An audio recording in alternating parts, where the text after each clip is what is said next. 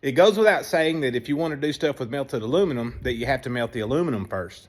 Y'all want to watch that process? First, I'm going to take my crucible and fill it with the aluminum. The aluminum comes from random pieces I scavenge and keep up with. They're not hard to come by when you have dirt bikes. That right there is an old kit crank we're finna melt down. Once my crucible is full, I'm going to just set it down in the furnace and spark that.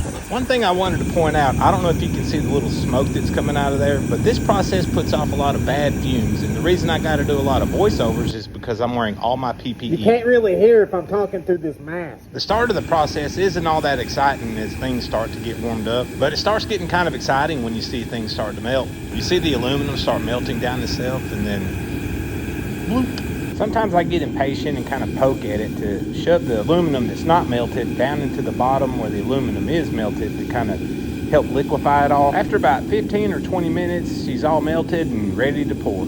It's somewhat controversial, but some people say you need to preheat your molds before you pour melted aluminum in. I don't know about that, but for just in cases, I go ahead and heat my molds up. And with that, it's time to pour this aluminum out. I love this part. That aluminum is perfectly shiny and silver.